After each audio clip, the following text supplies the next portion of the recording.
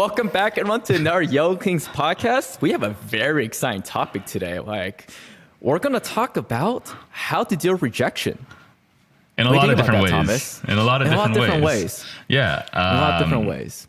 Yeah. I mean, rejection sucks. I've been rejected a couple of times, and it's never a good feeling. It's like mourning that rejection, But I mean, rejection it's a big word. It applies to jobs, careers, girls, other things, girls. Oh, yeah. girls. Never heard of it. Before we, we don't get rejected by women. What are you talking about? Nah, we do. Don't point that out, man. No, I'm just kidding. Yeah. But before we get into that, let's start more lighthearted first. Sure. You ever been rejected by jobs that you really wanted, and what did you learn from that? I mean, have you? The first question. Yeah, no, I've definitely. I worked at Google. God damn it. No. I've said this before. I struggled to really find my groove in computer science just because my GPA was shit. Could not get many interviews, but I got super lucky to get an internship at Microsoft my junior year. Then I was able to get interviews at a lot of places the following year and get a job at Google after graduating from college. But leading up to that, let's go to my junior year, man. I've been rejected. Tell me a story. Oh my God. Yeah. There's just one.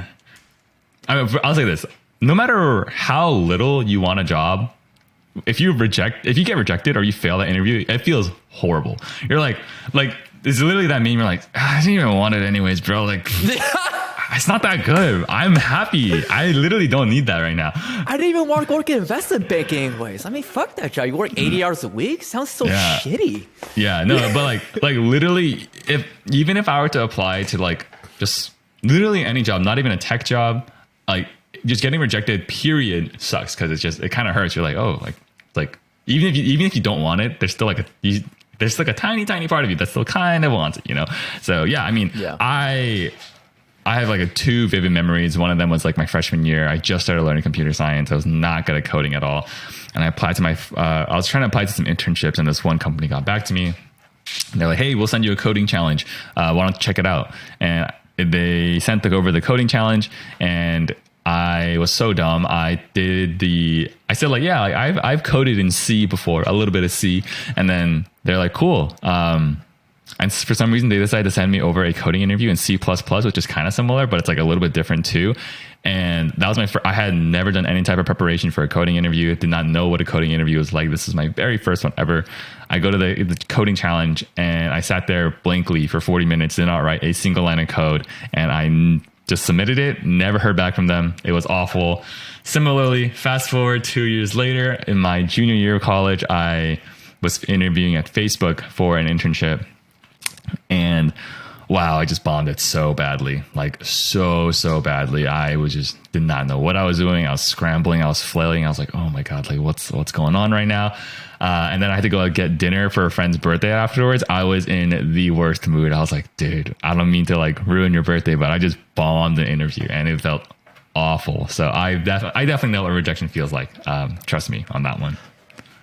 Dude, I have so many rejection stories from both careers and girls. It's hard for me to even pick one right now. But I remember, all right, I can go so many, dude. Holy shit. All right. So one of them is, since we're on topic college, in my junior year in college, all right.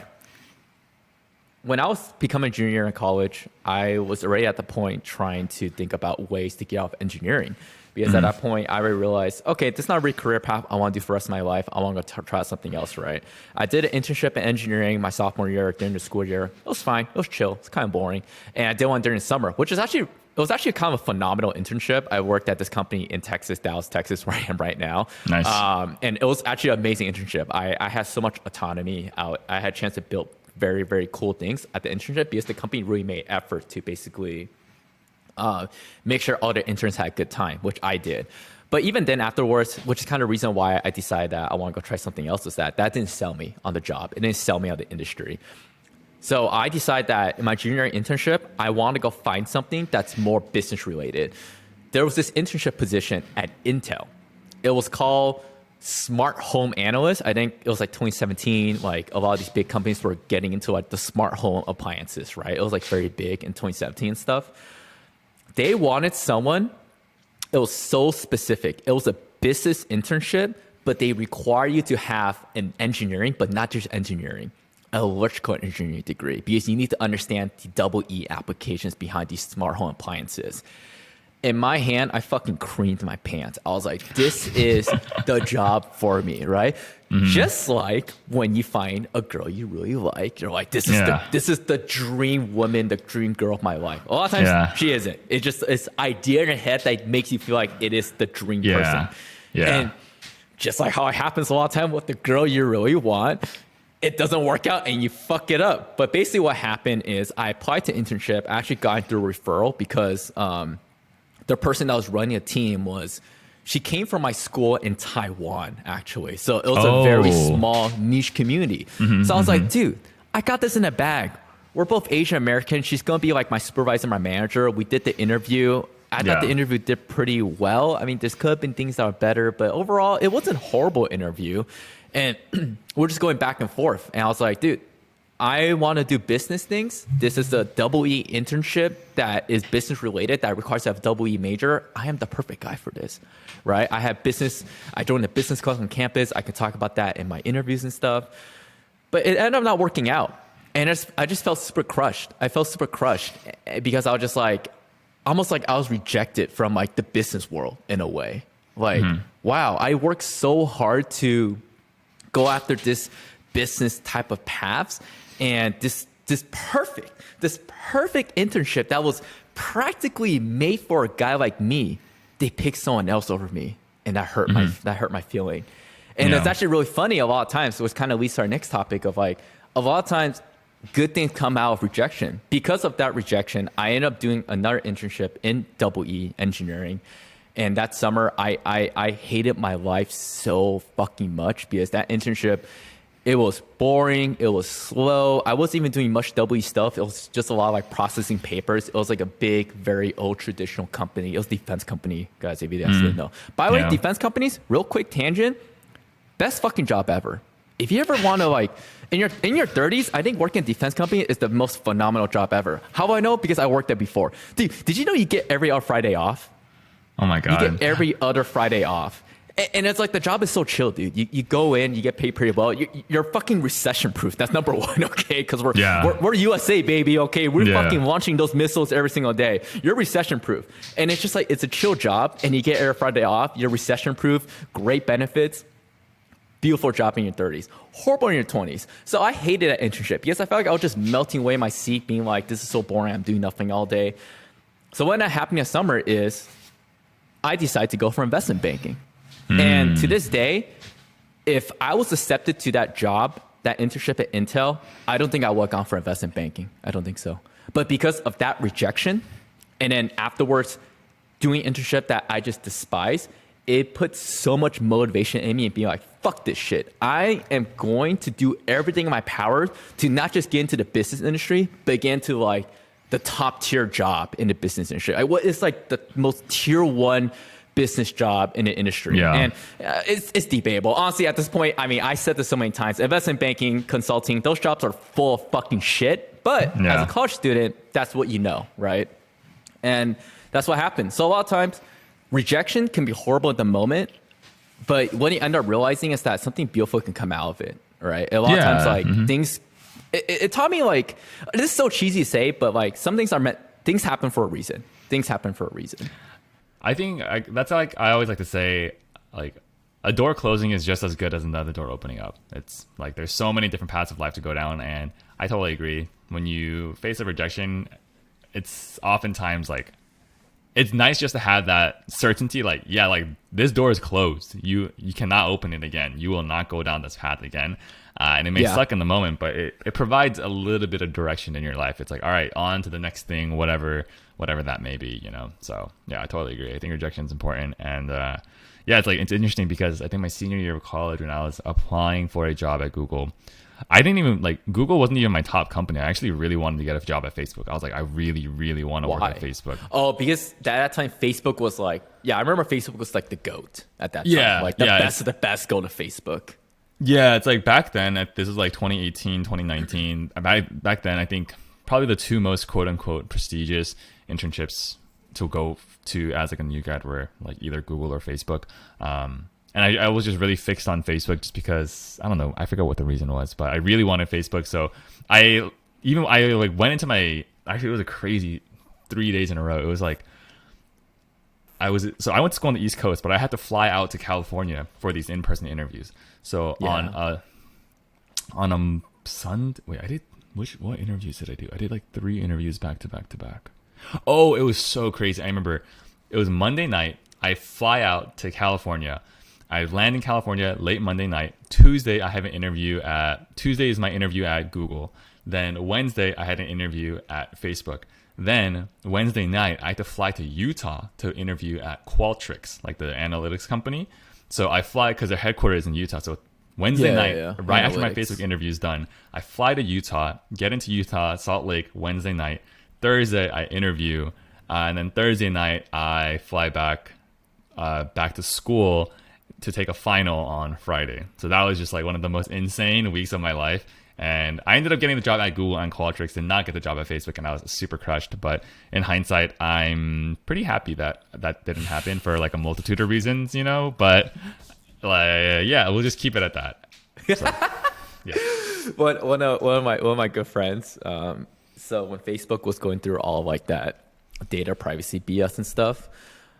So you know these companies, when you sign on, they give you signing bonus, right? And if you leave within 2 years, you basically have to return the money. Yep. So my friend signed on to Facebook, and he basically left in like 6 months because he wanted to get off like the whole shit show that's happening at Facebook during like the whole data privacy thing that was going on. And then he left to Google actually.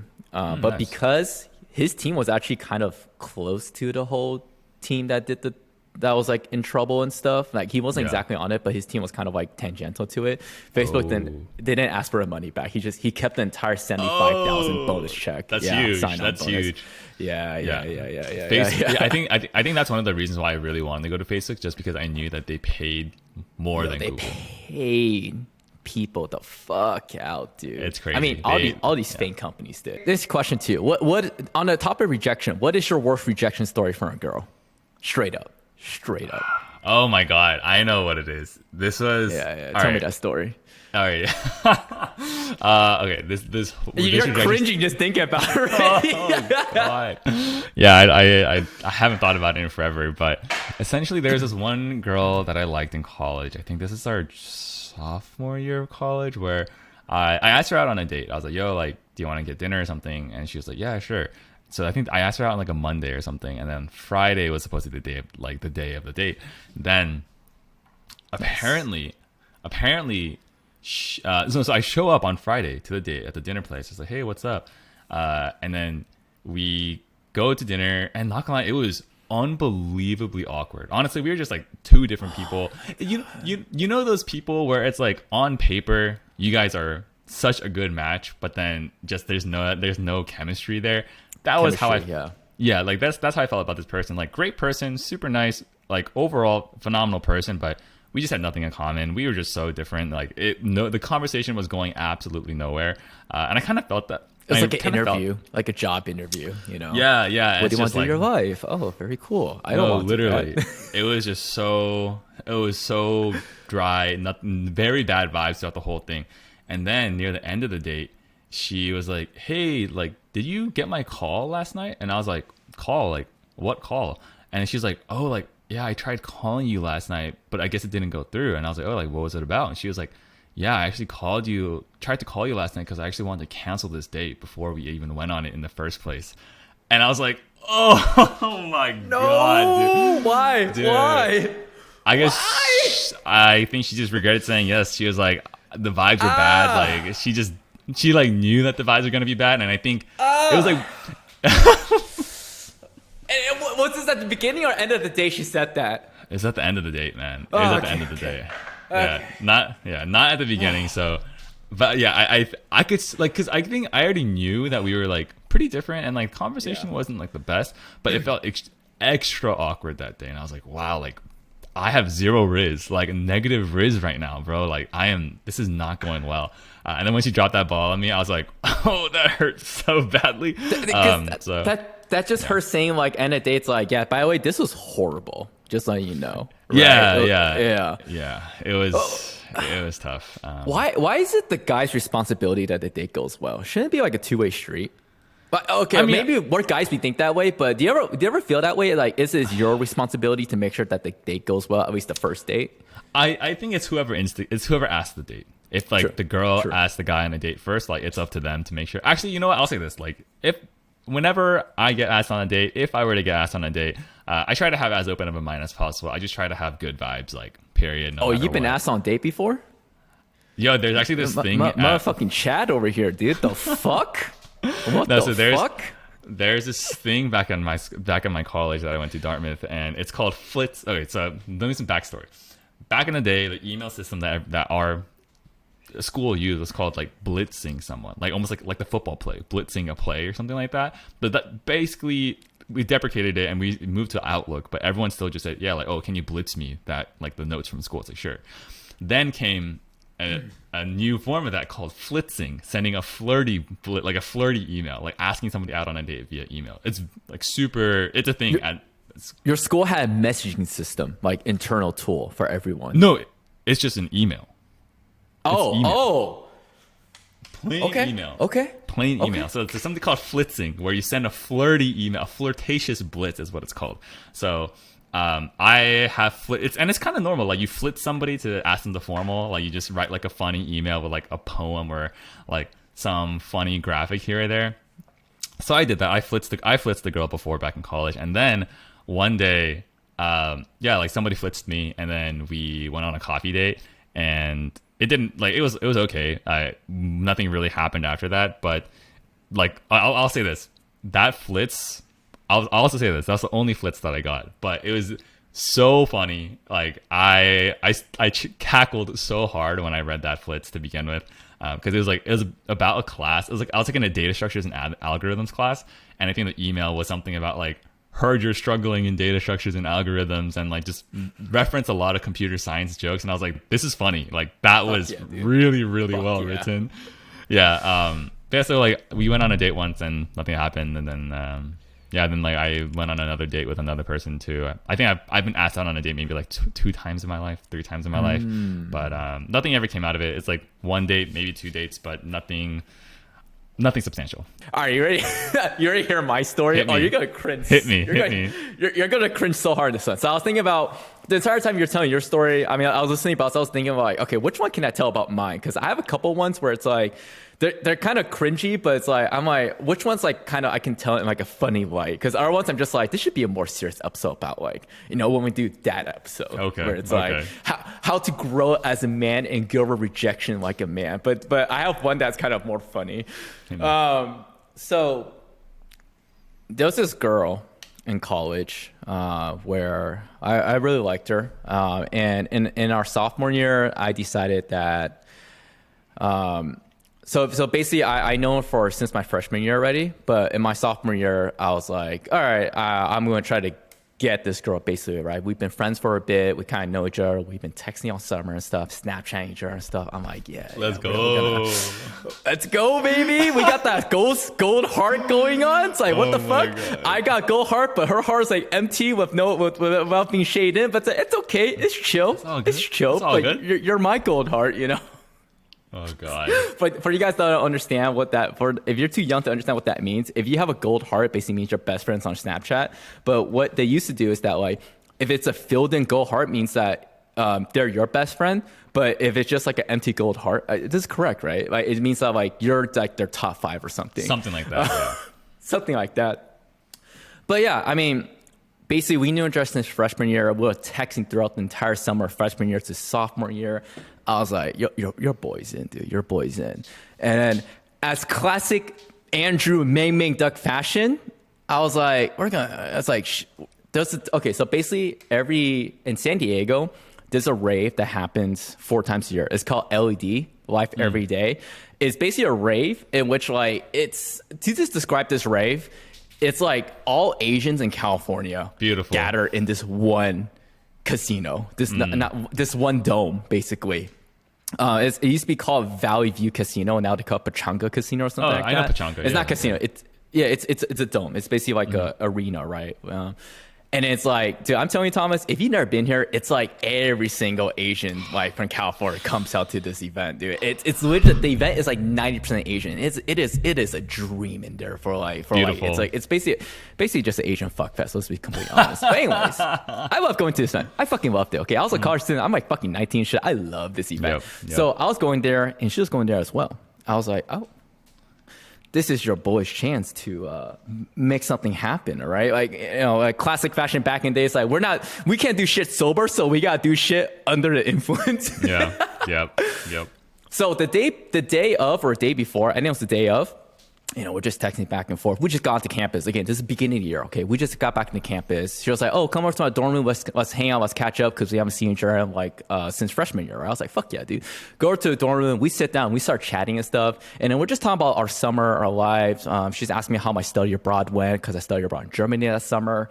And then at one point, she dropped this one-liner where I was like, I don't know how I feel about that, but I'm just going to kind of brush it over. But she was like, Andrew, I love talking to you. You're kind of like a gay best friend to me. I was like, interesting. Ouch. Interesting. Ouch. But I'm gonna let it slide. You're so down bad that you ignored that. Dude, you don't. It's one of those things where it's like when you hear it, you don't want to believe what you just heard, right? Because you're so deep in it, you're like, there's no way, because you're so head over heels like in that shit, right? So I was like, whatever. I just kind of like ignored it, right? Day of the event comes up, right? I go to a rave, you know, I drink and stuff, whatever. We get to the venue, and then I get the first, and then like I'm just there with my bros, my boys, you know, we're banging out the music and stuff. Yeah. We're having a good time, and then I get text from her. She's like, hey, I just got here. Where you at? I was like, your boy's on, dude. Your boy's on. I go out, I meet up with her. She's kind of like, you know, buzzed out too, you know, not complete shit face, but she's kind of out, like, you know, she's having a good time, you know, I'm having a good time. And I'm like, oh my God, this moment, like, you know, going back then, like in this moment, Andrew was living like, he was on motherfucking cloud 9, dude. He was having the best time of his life, dude. I basically like, I remember this very clearly. Like, oh, you're gonna love this, dude. I remember this so clearly. Like, I was like, I grabbed her hand, and then like I basically took her, and we started to like run into like, you know, the rave pit, right? And it was like that fucking Korean drama with the guys like taking a girl. We're running to the rave pit, and then we get in the center and stuff, and then I'm behind her, she's in front of me, and we're not touching each other yet. But at a certain point, we're just kind of vibing out. Just us two, by the way. The fucking dream, all right? Just us two. It's dark. Just fucking rave music pumping everywhere. I was just like, my guy, you got to make a move. You got to make a move. So very slowly, you know, I go up. Oh God, dude. And then I'm like, I grab her, right? I grab her, and then we just start dancing and stuff. And I was like, my God. In that moment, I was like, dude, God exists. I never went to church before, but at this point, God exists. I am going to church this Sunday. Dude. I'm going to church this Sunday. It was like a moment of like everything you ever wanted. It was like a simp's dream. Honestly, looking back, I was like, you're such a motherfucking simp, dude. Like, you're doing such cringy shit. Like, no wonder it didn't work out. You're such a little bitch. But anyways, in the moment, you're like, this is like the dream come true. So we're just dancing and stuff and whatnot. And then I was so in it. I was so about it. I was so like full of love at that point. I was like, I basically whispered in ear. I was like, I just want to tell you, like, I liked you for a very long time. Oh, no. Yes! Oh, yes! no. I said that shit at a rave in her ear. And then she looked at me and she's like, what do you mean? We're just friends. It was a moment to this day I remember. And I'll tell you what, I couldn't tell the story like for a good 2 to 3 years after it happened. Ooh. It took a lot of recovery. But now looking back, it's fucking hilarious. Dude, but for the longest time, it hurt me. And then the worst part is right when that happened, for some weird fucking reason, I don't even know how this happened, my ex found us. Like literally, like we're in the middle of a pit, like randomly somewhere, and then like a minute after it happened, my ex groups runs into us, and then I just break off. And then the rest of the night was just basically ruined. I mean, what actually happened afterwards is I texted this other girl, and ended up hanging out with her. Oh my god, you fuck boy, dude. God damn. Hey, to all the boys out there, always have a plan B. If plan don't work out, you go to plan B. Plan B don't work out, you go to plan C. Hey, as much as a little bitch I was, your boy was methodical, okay? He was like, just in case it don't work out. I was already texting another girl throughout the week to like get plan B, like, worked out already. Just in case. I don't endorse this behavior. You don't know what happens. I don't endorse but this. back to Oh my back to the point. god.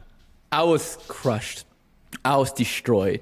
And then like I think I looked so sad. But those of you guys who've been to LED, I was basically on like the side stands and stuff, like sitting in the stands. I think I looked so sad that there was a guy that came up to me and just started talking to me. Like somehow he knew exactly what happened to me. He was like, bro, tell you what, man, I know how it feels. I've been rejected too before, but there's so many people out here. We're here to have a good time tonight. Just vibe with the music, man. To this day, hey, whoever that was, thank you. I much need to hear that. But for some reason, I guess it just looks so sad that like he knew exactly what happened to me.